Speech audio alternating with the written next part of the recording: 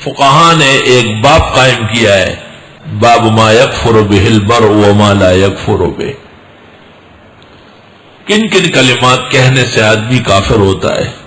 مؤذن اذان دے رہے ہو، کسی نے کہا یہ کذاب ہے، کافر ہو جائے گا، توبہ۔ بعض فقہا نے ضحک عند المقبرہ کفر قرار دے دیا ہے، قبرستان میں اور لاش کے سامنے ہنسنا اور دانت نکالنا۔ اور فقہا نے لکھا ہے کہ اگر فلاں کو خدا بخشے تو مجھے نہ بخشے، کلمہ کفر ہے، اس کے ساتھ میں جنت میں بھی نہیں رہوں گا، کلمہ کفر ہے۔ اگر خدا نے فلاں کو بخشا تو یہ بڑا ظلم ہوگا، کلمہ کفر ہے، کافر ہو گئے۔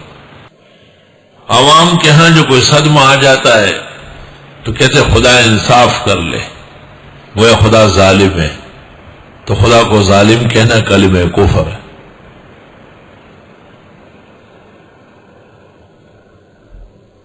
بعض صریح کفر ہے، بعض میں کچھ تعمل ہے۔ کلمہ تجدید تو ہر کلمے پہ کہا جائے، اور نکاح بعض پہ ہے بعض پہ نہیں ہے، نکاح کا اعادہ بھی ہوگا، پھر حج بھی دوبارہ کیا جائے گا۔ اعاذنا اللہ منہ وایاکم۔ ابن عابدین نے فتاوی شام میں لکھا ہے کہ عجم کے لوگ 2-4 سال میں ایک آدھ دفعہ اپنا نکاح دوبارہ کروایا کرے، کیونکہ یہ باتیں کرتے ہیں پتہ کچھ نہیں ہے، جنوں میں بک رہا ہوں کیا کچھ، خدا کرے کہ نہ سمجھے کوئی، اس لیے اکثر ان کا ایمان جا چکا ہوتا ہے۔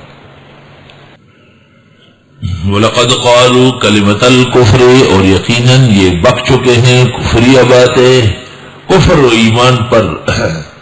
ابو اسحاق اسفرائینی کی کتاب عقائد الاسلام بہترین کتاب ہے۔